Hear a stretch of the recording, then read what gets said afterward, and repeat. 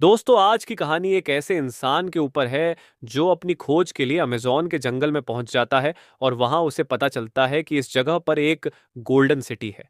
वह कहानी शुरू होती है पर्सी नाम के सैनिक से, जिसके आसपास यह कहानी घूमती रहती है और यहाँ हमें वह दिखाई देता है। एक हिरण का शिकार करते हुए उसके साथ कई और लोग भी थे, और जिसने उस शिकार को पहले मार दिया, उससे आज की बड़ी पार्टी में सबसे बड़े ऑफिसर से मिलने का मौका मिलेगा। यहाँ पर यह शर्त जीत जाता है। लेकिन रात में कुछ लोग उस ऑफिसर से कहते हैं कि आपको उससे नहीं मिलना चाहिए, क्योंकि उसके पास कोई मेडल नहीं है।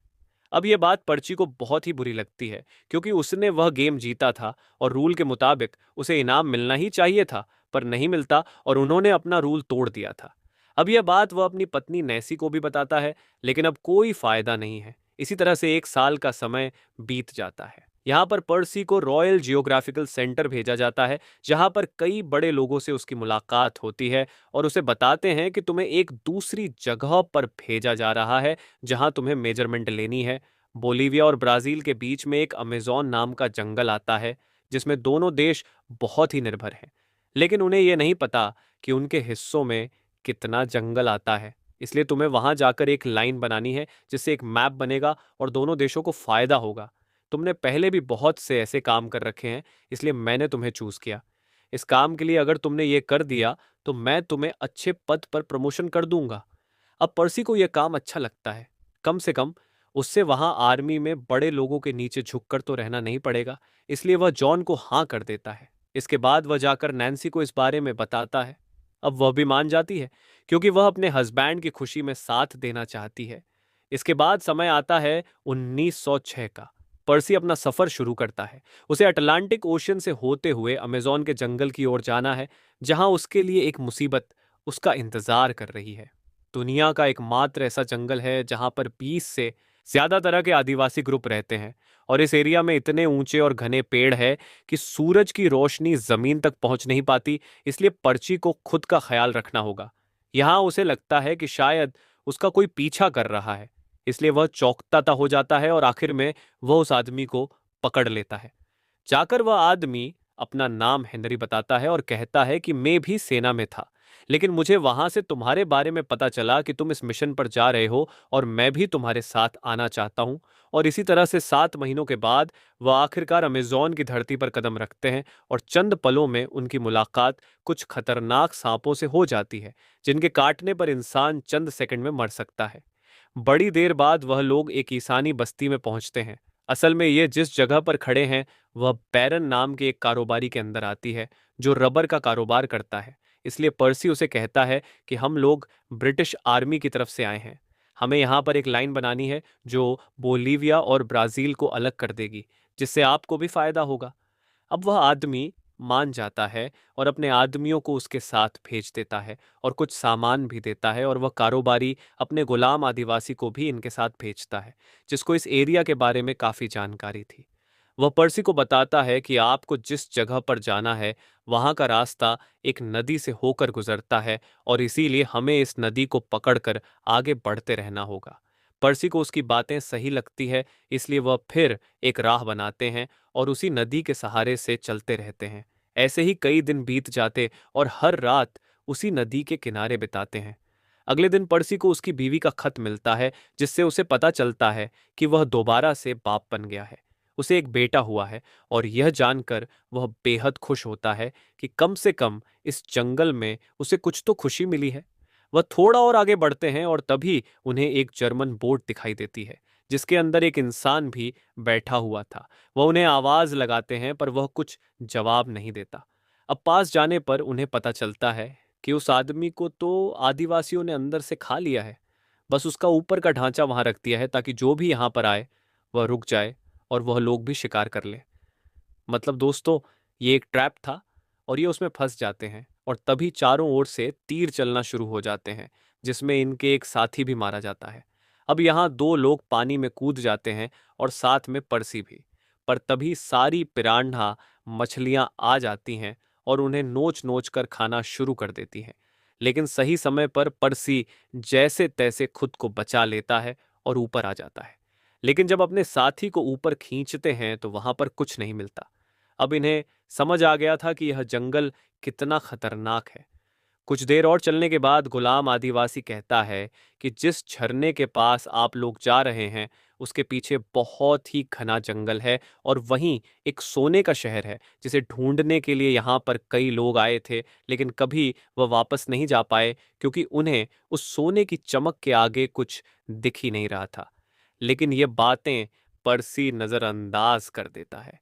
उसे यह सिर्फ एक कहानी लगती है, लेकिन जैसे जैसे दिन बीतते जा रहे थे इन लोगों के लिए मुश्किलें और बढ़ती जा रही थी क्योंकि इनका खाना खत्म हो रहा था और इसी को लेकर इनके बीच में लड़ाई भी होना शुरू हो जाती है। लेकिन पर्सी सभी को शांत कराता है। तभी वह आदिवासी उन्हें बताता है कि हम अपनी मंजिल पहुंच गए। इनका साथी हेनरी वाटरफॉल को देखकर बहुत ज्यादा खुश होता है।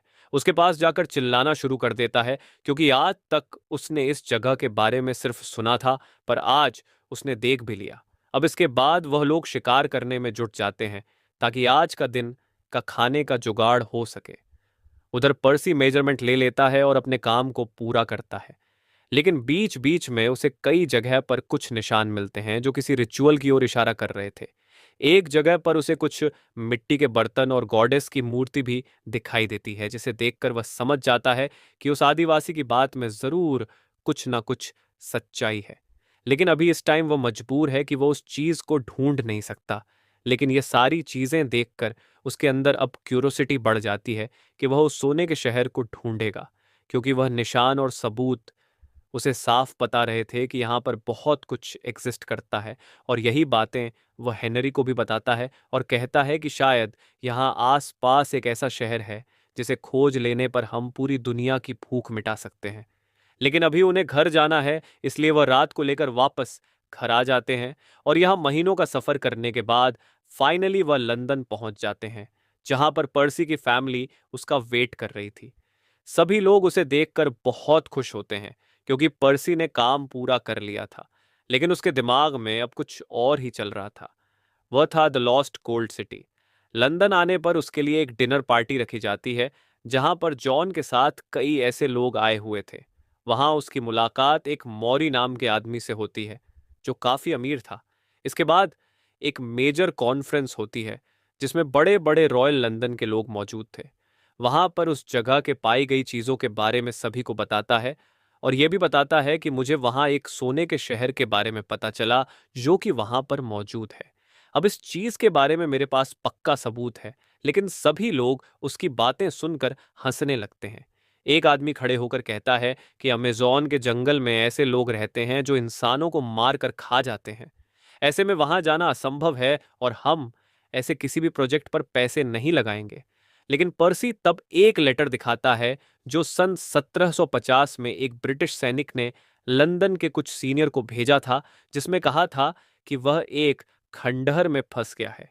यहाँ पर कई टन सोना है और कई पुरानी मूर्तियां भी हैं, पर यहाँ हमारे अलावा कोई नहीं है जो इसे ले जा सके। और यह लेटर पर्सी को ट्रिनिटी कॉलेज ऑफ लंदन से मिला था, इसलिए 100% सच है, वहाँ सोना मौजूद है। ये जानकर सभी लोग हैरान थे, पर किसी की हिम्मत नहीं हो रही थी वहां जाने के लिए और पैसा लगाने के लिए। इसीलिए पर्सी खुद अकेले जाने का डिसाइड करता है। लेकिन तभी हेनरी और मॉरीन भी हाथ खड़े कर देते हैं, जिसके बाद वह सभी से कहता है कि मैं जब वापस आऊंगा तो आपको यह चीज साबित कर दूंगा। घर आने पर उसकी वाइफ नैन्सी कहती है कि इस बार मैं भी तुम्हारे साथ चलूंगी, लेकिन वह यह कहकर मना कर देता है कि वह जगह औरतों के लिए बहुत ही ज्यादा खतरनाक है। अब इस बात से नैन्सी उसे बहुत गुस्सा हो जाती है, लेकिन बाद में वह मान जाती है और फिर कुछ महीनों का सफर करने के बाद एक बार फिर पर्सी उस जंगल में पहुंच चुका था। लेकिन इस बार उसके साथ कोई ऐसा इंसान नहीं था जो उसे यहाँ के रास्ता बता सके। उसे जो कुछ भी करना है वह खुद ही करना होगा, इसलिए वह हर कदम फूंक फूंक कर रखता है। इसके बाद वह लोग उस नदी के पास भी पहुंच जाते हैं जहां पर पिछली बार पर्सी के ऊपर हमला हुआ था। लेकिन इस बार वह उन आदिवासियों के बारे में पढ़कर आया था, इसलिए वह जैसे ही हमला करते हैं वह उनके सामने एक कविता पढ़कर सुनाने लगता है, जिससे कि वह सभी रुक जाते हैं। और यह कविता एक तरह की तारीफ थी जो पर्सी उन लोगों की कर रहा था, जिस वजह से वह सभी आदिवासी बाहर आ जाते हैं और इन्हें अपने साथ अपने कबीले की तरफ ले जाते हैं। अब देख पाते हैं कि सभी लोग बिना यहाँ पर कपड़ों के घूम रहे थे। तभी मोइन देखता है कि एक जगह पर लोग इंसानों को पकाकर खा रहे हैं। तभी पर्सी उसे बताता है कि कबीले के लोग ये मानते हैं कि अगर कोई इंसान मर जाए तो उसको खाने के बाद उसकी आत्मा को शांति मिलती है। इसके बाद पर्सी जाकर सरदार से मिलता है और उन्हें बताता है कि हम लोग यहाँ पर सोने के शहर को ढूंढने के लिए आए। क्या आपको इस बारे में कुछ पता है? पर उसे कुछ पता नहीं होता। लेकिन इतना ज़रूर बताते हैं कि यहाँ से थोड़ी दूर जाने पर आपको एक कबीला मिल जाएगा जो आपको इस जगह के बारे में बता पाएगा। अब इस कबीले के लोग वैसे तो मॉडर्न दुनिया से बहुत अलग थे, लेकिन इन्होंने बहुत सी ऐसी चीज़ों का इजाद कर लिया था जो बहुत ही अलग थी। जैसे कि इनके पास एक दवा थी जिसे पानी में डालते ही मछलियां अपने आप ऊपर आ जाती थी और ये उन्हें पकड़ लेते थे। अब ये सब देखकर पर्सी की क्यूरोसिटी और बढ़ जाती है। इसके बाद वह लोग फिर से आगे बढ़ना शुरू करते हैं, लेकिन यहाँ मॉरीन को हम देखते हैं जो जंगल के किसी कोने पर गिरा पड़ा मिलता है। उसे असल में अपने घर की याद आ रही थी। इस वजह से वह अपने साथियों के खाना खा लेता है और जब यह बात पर्सी को पता चलती है, लेकिन वह उसे कुछ नहीं कहता और वो लोग अपनी राह से फिर से निकल जाते हैं। लेकिन आज लहर बहुत ही तेज है और इसीलिए यह लोग अपने खाने का सामान कुछ फेंक देते हैं। लेकिन इसी चक्कर में मॉरीन भी वहां गिर जाता है और उसके पैर में चोट लग जाती है और इस चोट की वजह से वह रोने लगता है। यहां पर पर्सी का सब्र का बांध टूट जाता है। वह उस पर चिल्लाते हुए कहता है कि मैं तुम्हें जबरदस्ती लेकर यहां नहीं आया था, तुम मेरे साथ खुद आए थे। अब तुम्हें यहां पर स्ट्रांग बनना होगा, तभी हम यह सफर तय कर पाएंगे। पर सभी लोग डिसाइड करते हैं कि वह मॉरीन को एक घोड़े के साथ घर वापस भेज देंगे ताकि अब आगे उसकी वजह से कोई दिक्कत ना आए। अब जो भी कुछ लोग बचे थे वह आगे बढ़ते हैं, पर जैसे जैसे दिन बीत रहे थे इनके लिए मुसीबतें और बढ़ती जा रही थी। तभी पर्सी को एक दिन झरने के पास कुछ मूर्तियां मिलती हैं जिसके आसपास कंकाल भी पड़े थे, पर इसके आगे जाने की उसकी हिम्मत नहीं हो रही थी। अब जो भी कुछ खाने पीने का सामान था सब खत्म हो गया था। जो सामान बचा था वह खराब हो गया था, इसलिए पर्सी को अब पता चल चुका था कि उसे घर जाना पड़ेगा। लेकिन वह मंजिल के बहुत ही करीब था, पर अगर वह बिना सप्लाई के आगे गया तो मारा जाएगा। इसलिए वह वापस मुड़ जाता है और महीनों के सफर के बाद फिर से अपने घर वापस आ जाता है, जहां पर वह अपनी फैमिली से मिलता है और बहुत ही खुश होता है। उसका बड़ा बेटा ब्रायन अब थोड़ा बड़ा हो गया है, इसलिए वह उससे काफी बातें शेयर करता है और उसे जंगल की कहानी भी बताता है। अब कुछ दिनों बाद उन्हें रॉयल जियोग्राफिकल सेंटर बुलाया जाता है, जहां पर कई बड़े लोग बैठे हुए थे, जिसमें मॉरीन भी था। वह सभी से कहता है कि इन लोगों ने मुझे वहां मरने के लिए छोड़ दिया और इसीलिए इन्हें मुझसे माफी मांगनी चाहिए। और यह मान जो सभी का फ्यूचर बताती है, अगर तुम्हें चलना है तो चलो। पर्सी चला जाता है और वहां जाकर उसे अपना हाथ दिखाता है। वह लेडी बताती है कि तुम अपनी मंजिल से बहुत करीब हो। अगर तुमने खोज जारी रखी तो तुम्हें वह चीज जरूर मिलेगी जो तुम्हें ढूंढने की कोशिश कर रहे हो। अब यह सुनकर पर्सी को एक उम्मीद मिल जाती है। अब यह सुनकर पर्सी को एक उम्मीद मिल जाती है कि वह अपनी मंजिल तक पहुंच सकता है। अब दिन आता है 26 सितंबर 1916 का। एक बहुत बड़ी दुश्मन की टुकड़ी इनकी तरफ बढ़ रही थी। पर्सी सभी को मोटिवेट करता है कि हमें उन्हें रोकना है, लेकिन तभी अचानक से हमला हो जाता है जिसमें वह डटकर उनका सामना करते हैं। लेकिन इस हमले में, इस जंग में उसकी आंख की रोशनी थोड़ी देर के लिए चली जाती है। यह जानकर उसकी वाइफ और उसके बच्चे बहुत ही उदास हो जाते हैं और कुछ ही दिनों बाद वह रिटायरमेंट भी ले लेता है। अब थोड़ी दिनों बाद उसकी रोशनी भी आ गई थी। एक दिन पर्सी के घर पर कुछ अमेरिकन आते हैं जो कहते हैं, वह कहते हैं कि आपकी खोज ने पूरी दुनिया में तबाही मचा दी है। हम वहां पर अपनी आर्मी और एयरक्राफ्ट लेकर जा रहे हैं ताकि उस जगह को ढूंढ सके। लेकिन पर्सी मना करता है। इसके बाद वह जाकर अपनी बेटी ब्रायन से मिलता है और उसे वही ब्रेसलेट गिफ्ट करता है जो उसे उस कबीले के सरताज ने दिया था। उसका बेटा ब्रायन कहता है कि अगर यह अमेरिकन वहां पहुंच गए तो उस जगह को बर्बाद कर देंगे। पहले हमें वहां जाकर उस जगह को ढूंढना पड़ेगा। हम दोनों इस बार साथ चलते हैं। पर्सी को यह जानकर बहुत खुशी होती है कि उसका बेटा उसका सपना पूरा करना चाहता है, इसलिए वह दोनों जाकर नैन्सी से बात करते हैं। अब वह नहीं चाहती कि वह दोनों फिर से अपनी जान खतरे में डालें, लेकिन अपनी बेटी की खुशी के लिए वह मान जाती है। अब दोनों प्रेस कॉन्फ्रेंस करते हैं ताकि कोई बड़ी कंपनी इन्हें स्पॉन्सर कर सके, और इसमें एक अमेरिकन बिजनेसमैन इन्हें स्पॉन्सर करने को राजी हो जाता है। जिसके बाद पर्सी जाकर जॉन से मिलता है और कहता है कि आपने ही मुझे वहां सबसे पहले भेजा था और इसके लिए आपका बहुत शुक्रिया। वह कंपास दिखाते हुए कहता है कि अगर मैंने उस जगह को ढूंढ लिया तो मैं आपको एक कंपास किसी के हाथ यहां भिजवा दूंगा। आप समझ जाना कि मुझे मंजिल मिल गई है। इसके बाद दोनों बाप बेटी निकल जाते हैं अपने इस सफर के लिए और महीनों के बाद पहुंच जाते हैं अमेज़न के घने जंगलों में, जहां पर वह धीरे धीरे करके आगे बढ़ना शुरू करते हैं। तभी पर्सी नैन्सी को एक लेटर लिखता है जिसमें उसने बताया था कि वह अब पहुंच गया है और धीरे धीरे आगे बढ़ रहा है। यहाँ के कबीले के लोग उसकी मदद कर रहे हैं और उनका बेटा भी बहुत ही बहादुर है। वह किसी भी चीज से डरता नहीं। और हाँ, यह मेरा आखिरी लेटर होगा। इसके बाद इनके साथ जो भी कुछ लोग थे वह अब घर जा चुके थे। अब यही दोनों अकेले बचे थे जो आगे बढ़ रहे थे। तभी उन्हें सामने कुछ कबीले के लोग दिखाई देते हैं, जिससे पर्सी बात करने की कोशिश करता है। वह लोग इनकी बात नहीं सुनते और इन्हें मजबूरन वहां से भागना पड़ता है। लेकिन आगे जाकर इन्हें एक और कबीला मिल जाता है और ये दोनों भी उन कबीलों के बीच फंस जाते हैं। दूसरे कबीले वाले लोग इन्हें पकड़कर अपने साथ ले जाते हैं और आपस में बात करते हैं। इनकी आत्मा को अब एक नया घर दे देना चाहिए। तब पर्सी अपने बेटे से कहता है कि बेटा डरना मत, तुम्हें कुछ नहीं होगा। ये लोग काफी अच्छे हैं और हमें कुछ नहीं करेंगे। अब देर रात हो जाती है और वहीं उन्हें बैठाकर रखा जाता है।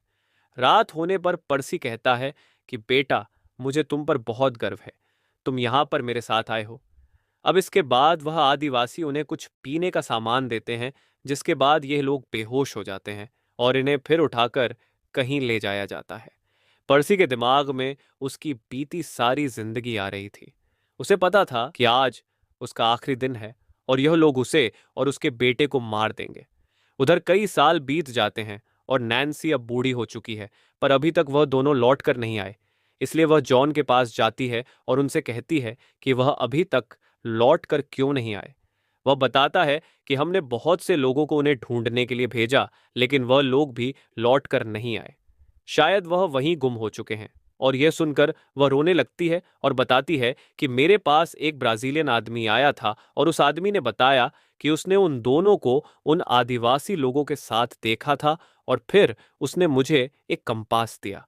जब उस कंपास को जॉन देखता है तो शौक होकर खड़ा हो जाता है, क्योंकि जाने से पहले पर्सी ने कहा था कि अगर उसे वह गोल्डन सिटी मिल गया तो वह किसी के हाथ यह कंपास उस तक पहुंचा देगा। यानी कि दोस्तों, उसे वह सिटी मिल गया है। लेकिन जैसे कि उस आदिवासी ने कहा था कि जो जो भी उस सोने के शहर की चमक को देखता है वह कभी वापस लौट कर नहीं आता, तो शायद यहां भी वही हुआ होगा या फिर उन दोनों की मौत हो गई होगी। नैन्सी ने पूरी जिंदगी बस उन्हीं के इंतजार में गुजार दी।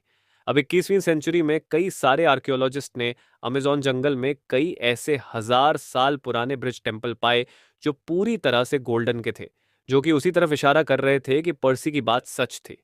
आपको क्या लगता है कि पर्सी को वहां सोने का शहर मिला होगा या फिर उन आदिवासियों ने उसे मार दिया? नीचे कमेंट करके जरूर बताइएगा।